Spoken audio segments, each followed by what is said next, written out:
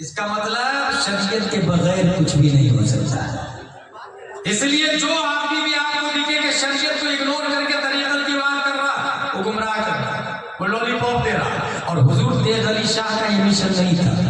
حضور دیغ علی شاہ شریعت پہ پہلے عمل کرتے تھے, شریعت کے مسلح پہ طریقت کا سجدہ کرتے تھے, شریعت کے مسلح پہ طریقت کا سجدہ کرتے تھے, شریعت کے الفاظ میں طریقت کی باتیں کرتے تھے. اس لیے شریعت کو چھوڑ کر اگر کوئی طریقت کا نام دے رہا تو وہ دیغ علی کے نام سے آپ کی رسیدیں بنا رہا ہے, آپ کو لوٹ رہا ہے, آپ کو لیگ پیس دے رہا ہے. حقیقت میں دیغ علی والا جتنے ہیں, جتنے تیغی ہیں, وہ سب مسلک اعلیٰ حضرت والے ہیں. جو تیغی ہے وہ مسلک اعلیٰ حضرت والے ہیں. اللہ تبارک و تعالی ہم سب کو مسلک اعلیٰ حضرت پر استقامت عطا فرمائے. پوری دنیا کو اللہ تبارک و تعالی نے چراغ دیا. ہر شخص کا دل چراغ ہے, ہر شخص کا دل چراغ ہے, اور سب کا دل بجھا ہوا ہے. جلتا ہوا چراغ پیارے مصطفیٰ صلی اللہ علیہ وسلم. ہر شخص پر لازم ہے کہ اپنے دل کو در نبی پہ جھکائے, اپنے دل کو در نبی پہ جھکائے.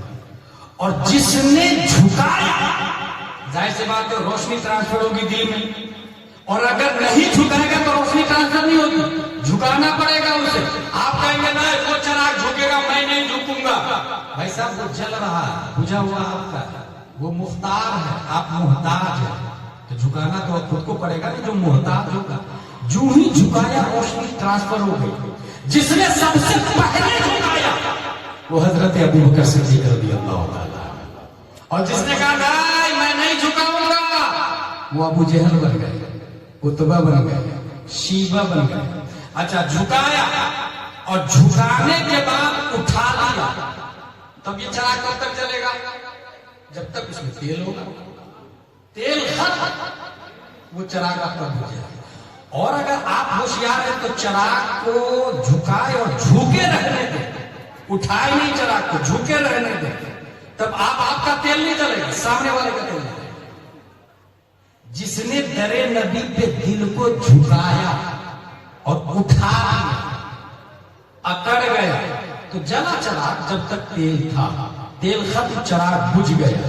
جیسے اشرف علی تھانوی, رشید احمد گنگوہی, عاصم نانوتوی, خلیل احمد امبیڈوی, نذیر احمد قاسمی, قرآن شریف میں آیا لا تعتذروا قد کفرتم بعد ایمانکم, بہانے نہ بناؤ تم کافر ہو گئے ایمان لانے کے بعد. چراغ بجھ گیا جلنے کے بعد میں, جو کہ در نبی پہ اکڑ گیا. کیوں کرا؟ نبی کو اپنی طرح سمجھا. کیوں کرا؟ نبی کو مر کے مٹی میں مل گئی یہ کہا. کیوں کرا؟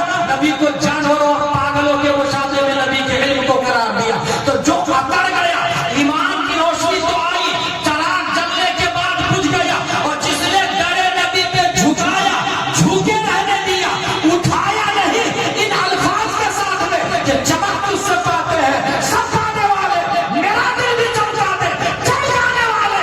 ماضی میں وہ ابو بکر تھے, عمر تھے, طلحہ تھے, زبیر تھے, حنظلہ تھے, امام اعظم تھے, امام مالک تھے, امام شافعی تھے, غوث اعظم تھے, خواجہ علی نواز تھے, اعلیٰ حضرت ہے, مفتی اعظم ہے, تاج الشریعہ ہے, اور اس زمانے میں محدث کبیر.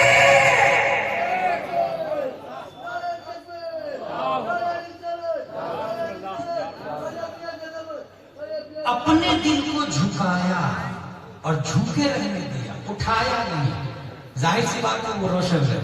یہی وجہ ہے کہ سرکار دیغ علی علیہ رحمہ اعلیٰ حضرت کا یہ کلام بہت شوق سے سنتے اور پڑھواتے تھے.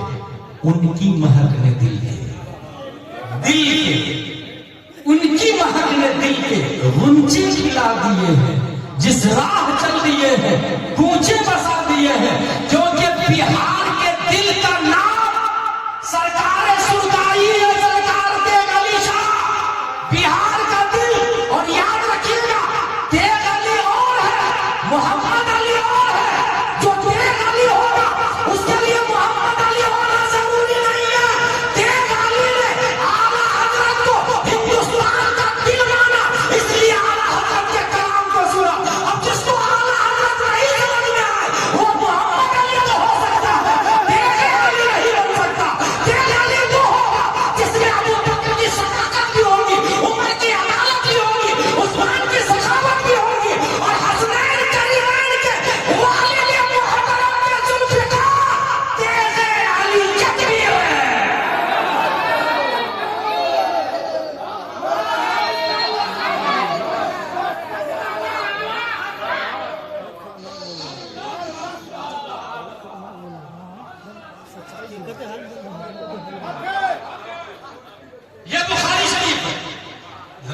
بارے میں کیا آیا وہ سنتے ہیں.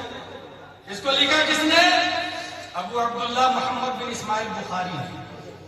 دل کے بارے میں آیا علی بن عمران بن بشیر رضی اللہ عنہما قال سمعت رسول اللہ صلی اللہ علیہ وسلم یقول الحلال بین والحرام بین وبینہما مشبہات لا يعلمها كثير من الناس فمن اتقى الشبهات فقد استبرأ لعرضه ودينه ومن وقع في الشبهات كراع يرعى حول الحمى يوشك أن يوقعه ألا وإن لكل ملك حمى ألا وإن حمى الله في أرضه محارمه ألا وإن في الجسد مضغة إذا صلح صلح الجسد كله وإذا فسد الجسد كله ألا وهي القلب. پوری دنیا کے نظام کو چلانے کے لیے 4 حدیثیں ہیں.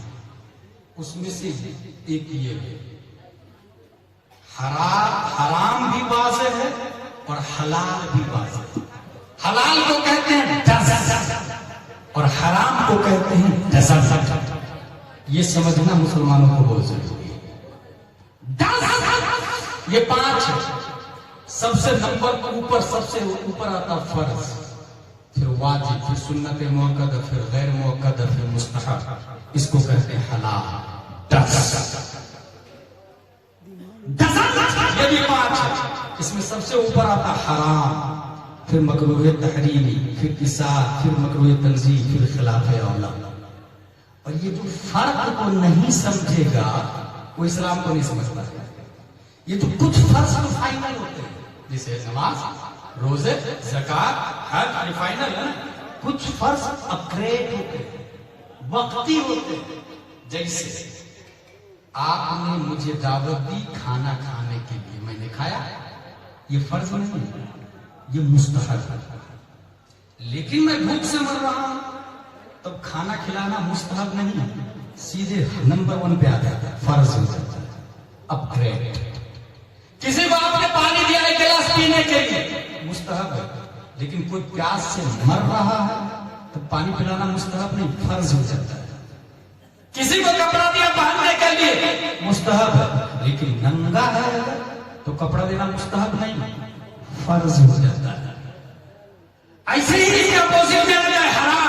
اچھا حرام سے بچنا فرض ہے, اس میں آتا ہے, اور فرض کو چھوڑنا ادھر داخل کر دیتا ہے, حرام میں آ جاتا ہے.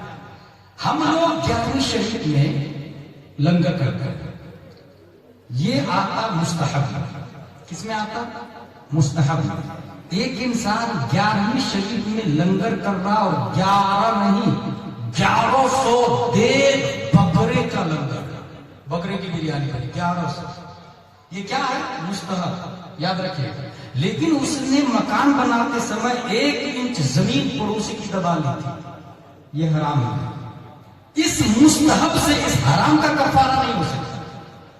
اب 1100 نہیں 11,000 دیگ لنگر کر لے وہ, یہ جو 1 انچ زمین دبائی ہے جب تک وہ دے گا نہیں تب تک یہ قابل قبول نہیں ہے, قابل ایکسپٹ نہیں. ایسے ہی جس کو اللہ نے دعوت دی وہ عمرہ کرنے جا رہا ہے, 1 2 3 4 5 6 7 8 9 10, مگر 1000 روپیہ کسی کا حرام کا کھا کے بیٹھا ہے, وہ 1000 بھی عمرہ کر لے وہ 1000 روپے کا کفارہ نہیں ہوگا. اگر عقیدے خراب ہو, عقیدے کے اعتبار سے دل خراب ہو تو MAH ٹیسٹ ہونا چاہیے, مسلک اعلیٰ حضرت ٹیسٹ.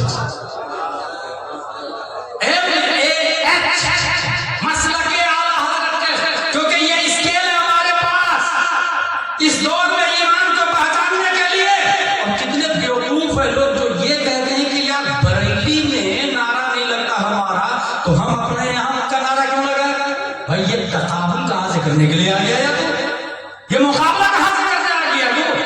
اعلیٰ حضرت ایک پیر صاحب کا نام نہیں ہے, پیر کو جس نے بچایا ہے اس کو اعلیٰ حضرت کہتے ہیں. اعلیٰ حضرت ایک کتاب کا نام نہیں ہے, تمام کتابوں کے تقدس کا نام اعلیٰ حضرت ہے, اس لیے اعلیٰ حضرت سے مقابلہ نہیں. اعلیٰ حضرت تمام ولیوں کے اپنے زمانے کے چیف ہیں, لیڈر ہیں. اعلیٰ حضرت لیڈر ہے. اور ہم نے دیکھا جس کی نقاب پہنتی ہو اور جس کا باپ حرام سے بچتا ہو حلال کھاتا ہو اسی گھر میں کوئی علامہ ارشد القادری پیدا ہوتا ہے، اسی گھر میں کوئی تیغ علی شاہ پیدا ہوتا ہے، اسی گھر میں کوئی مجاہد ملت پیدا ہوتا ہے، اسی گھر میں کوئی دارالشریعہ مفتی اعظم